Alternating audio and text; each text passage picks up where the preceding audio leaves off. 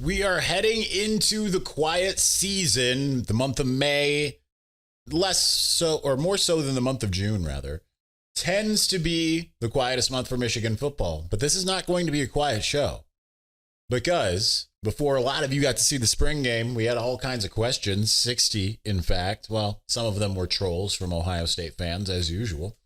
But nonetheless, that means we are back with a Michigan mailbag from last week because pretty much everything is still pertinent. So let's get to it as it returns. This episode of Locked On Wolverines.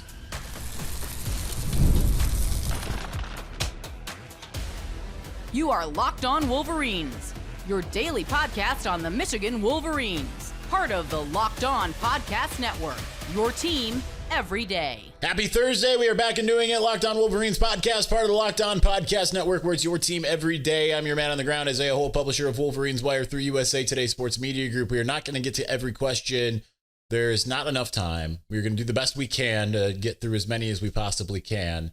And we might even have to split some of the victors Valiant into the Blue Crew, so on and so forth. But let's get to it. Let's start it off with the leaders and best, starting with James Crudup at James Crudup 6. Seems like the prices for tackles and receivers were too high for Michigan to want to get involved. How do you see Michigan adjusting if this is the market, or do you see the market changing? The market eventually will change because there's just going to be teams that are just going to be like, it's not worth taking a FCS Division II, Division III tackle for a premium when we can recruit guys, right? Like that's where it's really going to change. And I think Michigan is going to try to do better in terms of, and not try to, they already are trying to do the most they can through the recruiting piece and then trying to maintain what they have as far as recruiting. Calling it the recruiting piece makes it sound like it's very Don Brown verbiage, by the way. But that's really where it kind of goes, is just trying to make sure that you get the guys that you want to begin with and then supplement. And yeah, there might be times where it's like, okay, we just feel like we don't have someone or someone transferred out and they'll try to go after it. But yeah, the tackles and the wide receivers are premium positions. I think that they'll come down a little bit. The market's just kind of, I'm not an economist, but it's just, especially come spring, it's just really difficult for, you have better options in December in terms of like quality, quantity, all of those things. And it's in spring, it's just a lot harder of a pull. I don't know if I can extrapolate that much better than I just did. So we're going to move on because we got tons of questions. Josh Barr, Jadicki, thoughts on the moves that need to be made in the portal to solidify the team after spring ball is done? It's not where a lot of people have been talking. I think it's mostly, I think at this point, I would love if they could add another receiver. I know they are more feeling like they are happy with what they have compared to the market of that exists. Let me put it that way. Receiver, cornerback depth, that's really it. I think anyone that's maybe intriguing, they've already added the two running backs, but receiver, cornerback depth, that's pretty much it. Getting more leaders in the defensive back room, I think, would be ideal in particular. It's a young group for the most part. Yeah, you got Zeke Berry, Rod Moore, but otherwise it's just kind of a young group in some ways. So I think that's where they would like to add some people that can come in. That's how they like to treat a lot of these. They don't take a lot of young guys necessarily by the transfer portal. It almost seems like always it's like whenever they get a guy from the transfer portal, you're like, that guy could be a captain. That guy could be a captain, right? Like, and they've had that. Oluwatimi. Maybe even if they weren't captains, like Drake Nugent. That's a veteran leader style of a guy. Jimmy Whitner at Jimmy Whitner 1. Has your expectations changed since seeing the spring game? No, because I kind of saw what I thought I needed to see. Just kind of solidified my opinion. Not to echo Jake Butt from yesterday's show. Number 2, since most of us did not see the spring game at the time of this, what will those just seeing the game for the first time Sunday be most surprised by? Just, I don't know what you guys were most surprised by. I don't know if there was anything to be surprised by. I think it's kind of went the way I thought it would. I thought maybe the offense would be a little bit more, connect on more, but like you could see all the pieces there. Right? Like it's a good rehearsal. KRT at Farmark 84. McCauley seems like the obvious choice for the most productive wide receiver this year. If that's the case, who will be the next most reliable and productive receiver? I'll go with Frederick Moore. Obviously dropped the one in the spring game. Like Anthony Simpson, I want to say he's the most experienced guy. That's kind of why they don't necessarily need to go and find another guy. And I understand. I've seen people's comments that I say people's. It was really one guy's comment that was like, "You're talking about this guy. He's never going to see the field." He's going to see the field. Like he comes in with one more year of eligibility and also the most receiving yards of any receiver in the room. Period. And he did it at the power level, right? So, or not the power level, but the, maybe it was a group of 5, but it did it against some power 4 teams. And, but it's not like CJ Charleston, who came from the lower level of college football. So, but I'll go with Frederick Moore because he's been around. I think that he's gained some confidence. Hopefully the drop in the spring game doesn't like inhibit that, but that would be my guess at this point. It's really anybody's guess because it could be Jamar Browder. It could be Andrew Marsh. It could be Channing Goodwin. It could be any number of guys. That's kind of what we're going to have to wait to see. Jonathan Joseph at JJoseph 2156. How is Davis Warren and Mikey Keene's health? Warren, I believe, is going to be able to start getting involved in some things in summer, but I don't believe he'd be ready for the season. Maybe he will be. Mikey Keene supposedly is throwing. But again, I think he set himself so far behind the 8 ball, it kind of almost doesn't matter, but we'll find out. Finishing us out in segment 1, Spencer Whitmore at Spencer Whitmore. Keep doing the good work. I got nothing. So thanks, Spencer. Appreciate it. All right. That's going to do it for the first segment. We are going to move on. We've got so much more, way too much, actually, overwhelmingly so. So we'll move on here in just a moment. But before we do, did you know your Fire TV is also an Xbox? Turn any TV into your gaming and entertainment hub with Fire TV Stick 4K devices. No console required. Just grab your paired controller, subscribe, or sign in to Xbox Game Pass Ultimate with EA Play included, and you're ready to go. Dive into hundreds of premium titles, including your EA Sports College Football 25 to Call of Duty, as easy as you stream your favorite shows. What if you could go into, jump into your favorite Xbox titles without needing to use your console? Right? You can do it in any room. That's how amazing it is. And when you're not in front of your main setup, whether you're going to families, you're at a hotel, something like that, Fire TV Stick 4K makes it possible to keep playing from almost everywhere. So head to Amazon.com/Fire TV Locked On to get started. Xbox Game Pass Ultimate subscription and compatible controller required. Available on selected devices, including Fire TV Stick 4K 2nd Gen, Fire TV Stick 4K Max, the first and the, 2nd Gen, and Fire TV Cube 3rd Gen.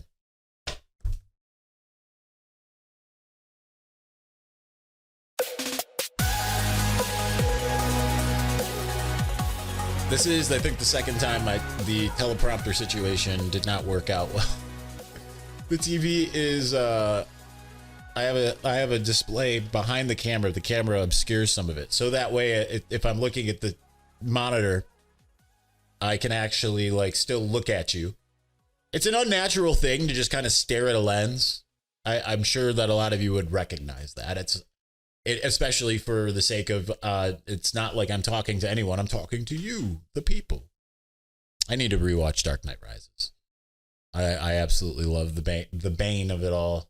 All right, let's get back into your questions. Get that back up. All right, there we go. Going to the Victors Valiant, starting with Chubbs GB. I talked with Chubbs. Out of the players that transferred out, is there one you wish that didn't leave and stuck it out?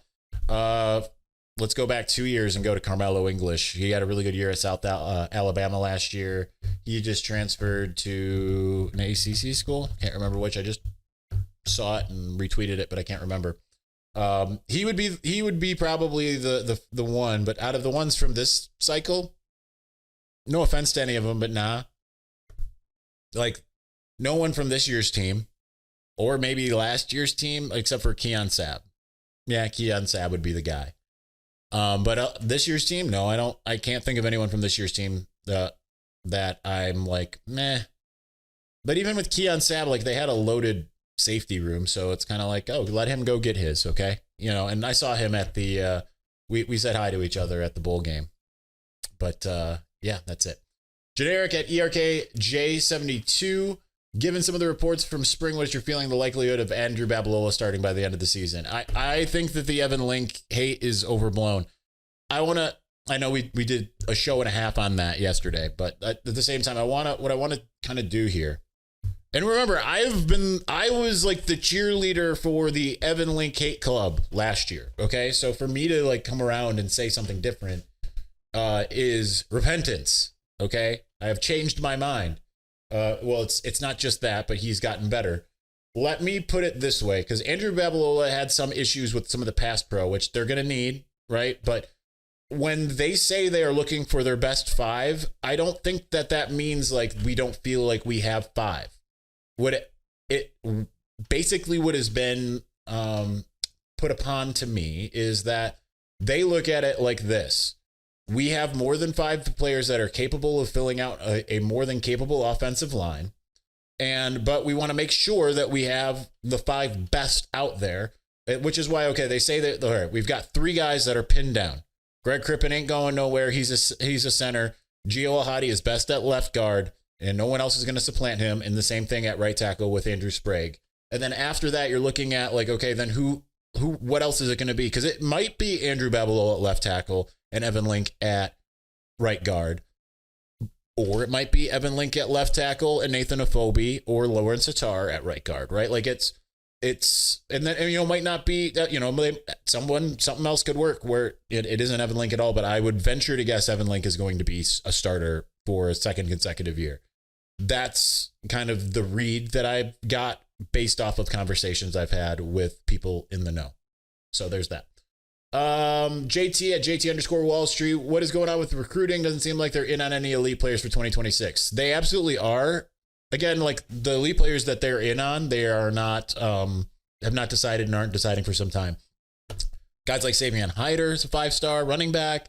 Guy like edge rusher Carter Meadows, a 5-star edge rusher.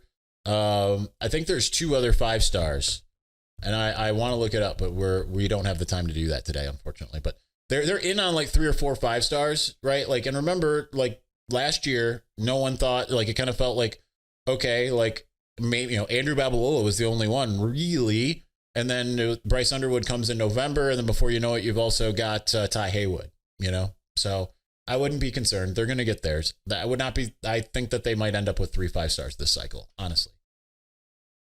Great Bambino X at Colossus Cloud-X. NIL and the portal have made college coaches' job nearly unmanageable. The power conferences are reportedly setting an oversight entity to regulate things as Michigan ahead of the curve in the way that they've handled NIL and more prepared than others for inevitable changes. No, I still think that they're probably behind because they were just so kind of concerned that, because it's not gonna, like, they were acting like, okay, when all of this is declared illegal, we're gonna come out smelling like a rose, and that's just not. Then everyone started doing what it was, and they were just like, any day now, we're gonna be the rose here, and it didn't work out that way. So I still think they're like a little bit behind as far as that's concerned, but as far as the organizational setup and everything for Michigan now, I think it's great. Champion Circle and just, I think more so with the revenue sharing, they'll be in a better spot. But otherwise, I think they were maybe a little bit behind the 8 ball, but I can't speak too much on that because honestly, I'm slightly ignorant of it. I'm not the one at William Cawthorne 9. Why is there a big uproar of all these kids who leave a program for more money? Coaches do it and people leave jobs all the time for more money.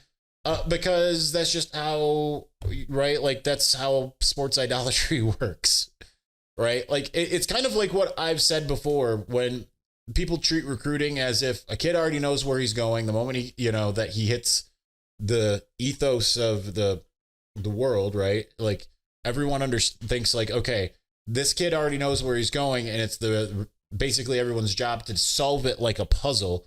And also, you have to keep in mind that these kids do not necessarily grow up, especially like guys outside of the state of Michigan, do not necessarily grow up with Michigan as like a true dream school.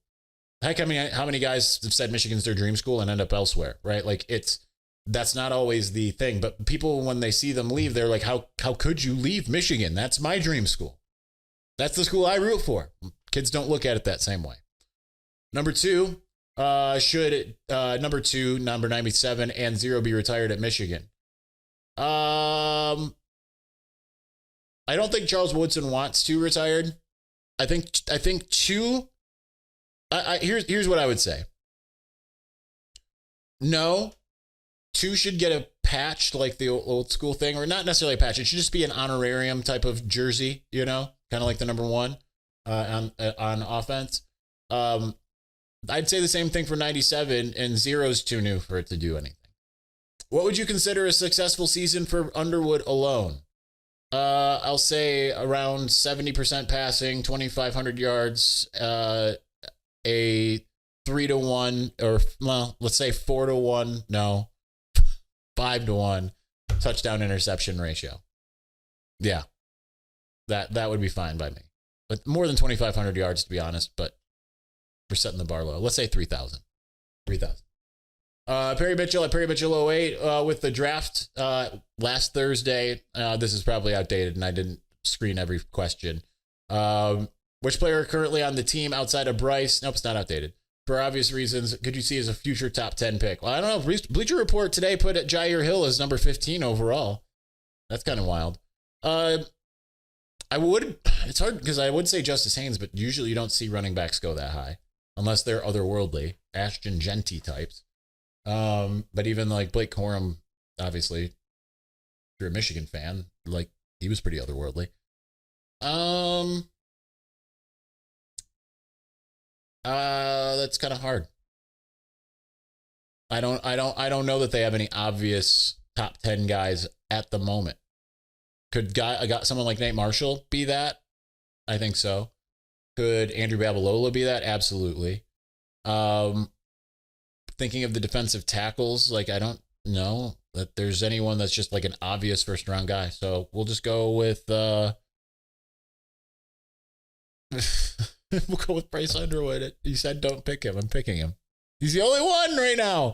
I'm not saying that others can't be like first rounders, but top 10s really. That I'm thinking like the true upper echelon, right? The best of the best anywhere. I don't think Michigan's necessarily designed to have that, but I think in turn that also helps make some of those guys that, because it's a rising tide raises all ships type of thing. Mike Matthews at Michigan Mike 7. Well, 4 of our first round prospects get drafted. Obviously, that's in the past, and that wasn't the case. Adam Kasel at Adam_Kasel. What's the biggest positive and negative overreaction to the spring game that you've seen from fans and or the media? The most, haven't seen a ton of positive ones. I'm probably the most positive out of everything. The most negative is obviously the offensive line. I think there should be more scrutiny on the wide receivers coming out of it than there has been. Which Michigan football player would you most want to have a 30-minute one-on-one sit-down interview with? Which coach, and which would you ask about besides football? Or which would you, yeah. So, okay, I'm assuming current 30-minute one-on-one. I mean, it's Semaj Morgan. There's no question. Which coach would be Wink? And what would I ask about other than football? I don't know. I'd be all over the map. I do have a plan for faith over culture. I've got one coach that says he's going to be that we're going to do that. So I can tell you very strongly, I'm not going to tell you what coach it is right now, that we will have a one-on-one hour-long interview, and it will be about Jesus Christ. So there you go. It's probably answers part of your question there. Edwin Simmons at Simmons_Edwin. Happy Thursday, my brother in Christ. Happy Thursday, man. Is Mikey Keene going to be ready for fall? I do believe he will be. Shout out to Jason, my little brother, Jason Avant. His birthday was April 20th last week. The flag keeper. Happy belated birthday to Jason Avant. Clark at Blue for Life 8. I know it's early, but what's the concern level for the O-line? I know we've covered this, but I'm not terribly concerned personally. I think it's overblown. That's just me. And I'll say this, inside Schembechler Hall, they are not concerned from what I've heard. I know there's people that are saying otherwise, people that want to believe otherwise. I'm not calling anybody out. I'm just saying the conversations I've had have indicated a different story than what's out there. And from what I saw, on my rewatch, I'm not concerned either. Matt at U of M Kerwin, KWN. Who leads the team in carries, Marshall or Haynes? I'll go with Haynes. Jacob Shavaria at Shavaria. Assuming we beat OSU in the regular season, how sweet will it be to beat them 1 week later in Indy? Would it be realistic for OSU to fire Day 1 year removed from a natty? No, they're not going to fire Day. That's not happening after winning a natty. He probably patted himself for a few years. And also, I think if Michigan beat Ohio State, they probably won't face them a second straight week. I think you'd end up seeing Penn State, Oregon, one of the other teams. The Rican Raider at Hamstand87 closing us out in segment 2. Who's the best cook on the coaching staff? I don't know, but I know the one that's most obsessed with food is Lamar Morgan. Actual question, who is the next running back commit? Assuming Savion Hyder takes it for a while, I don't know. Because Javion Osborne's deciding this weekend. That sounds like that's going Notre Dame. So I don't really have an answer for you. Savion Hyder, maybe they only take one. No, they'll probably take 2. I'm not sure. All right, we've got so much more, not enough time, so we want to get through some. So we will do that here in a moment. Before we do, ever check your bank account and wonder where did all my money go between dining out, online shopping, and entertainment? It's easy to lose track. That's where Monarch Money comes in, your personal CFO, giving you full visibility and control over your finances. Monarch Money isn't just a budgeting app. It's a complete financial command center. You can track all your accounts, investments, and spending in one place so you stop just managing your money and start building wealth. When I started using Monarch, I realized just how much I was spending on food delivery. I still do, but a lot less. That is accurate. And now I budget smarter and save more. Instead of juggling multiple apps, you can use Monarch to check your finances, track spending, and even plan long-term goals. So take control of your finances with Monarch Money. Use the code LOCKEDONCollege at monarchmoney.com for 50% off your first year. That's monarchmoney.com, code LOCKEDONCollege for half off your first year.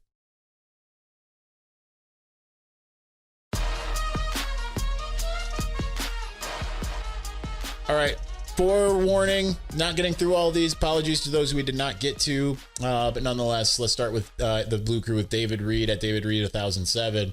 Who do you see as the starting 5 OL this year? I'm going to go Link, El Hadi, Crippen, Ifobi, or Hatar, and Sprague. Do we get another wide receiver and or quarterback in the portal? I think they're going to probably stand pat at quarterback. I just don't know that there's any wide receivers worth the price, so I'm going to say no on both. Jeff Johnson at LFG. Jeff, draft related. So I'll just read your question. Well, actually, I guess I can answer this one. 10 years from now, who's the best Michigan player from this draft? I'm dead set that it's Will Johnson. I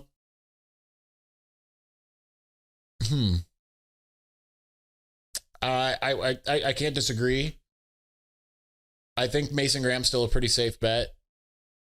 I kind of almost want to even go with a guy that hasn't even been drafted. And I know you're going to laugh at me. I would not be surprised if Makari Page did a Josh Metellus and then suddenly was just like a stalwart on a team, whether it's the Giants or another team, and ends up playing for a long time. And he didn't get drafted.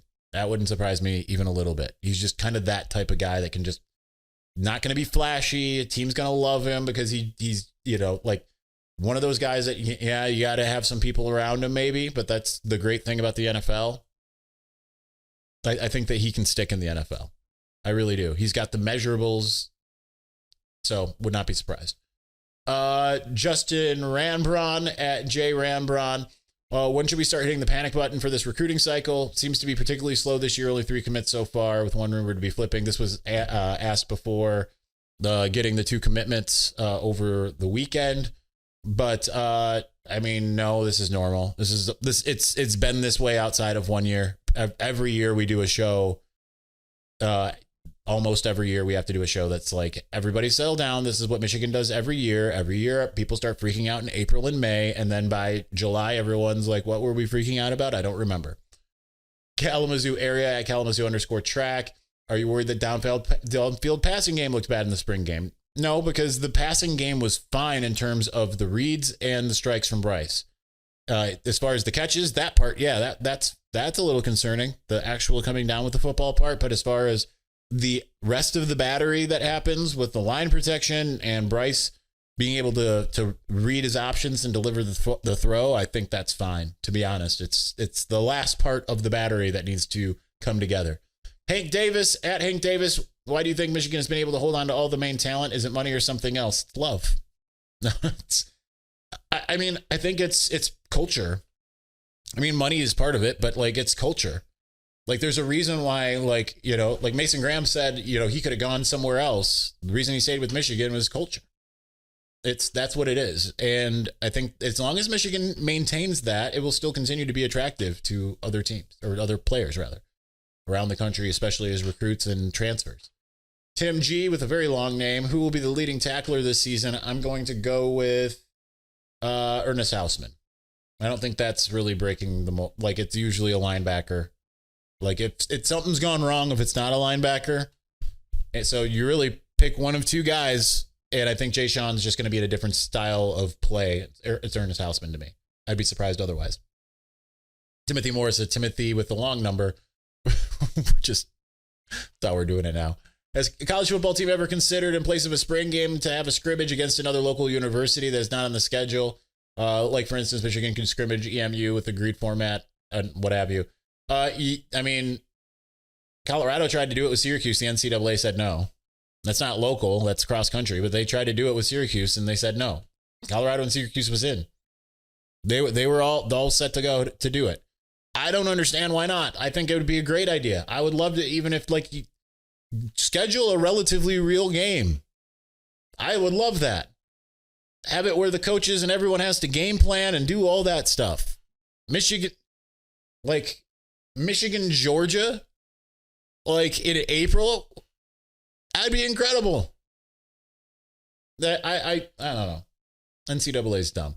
Zach and Zach Woodruff 3. Do you feel like the coaching staff is doing the same thing with wide receivers they did the QB last offseason? I don't feel confident in that room. I mean, I don't feel confident in that room either. But no, the QB, there was no QBs available. That was the thing. Like last year, like person everyone knows that watches this, listens to this, probably 90% of you told me at that time, they were like, who are we gonna go get as a quarterback? Like in the portal, name me a name. There's no one.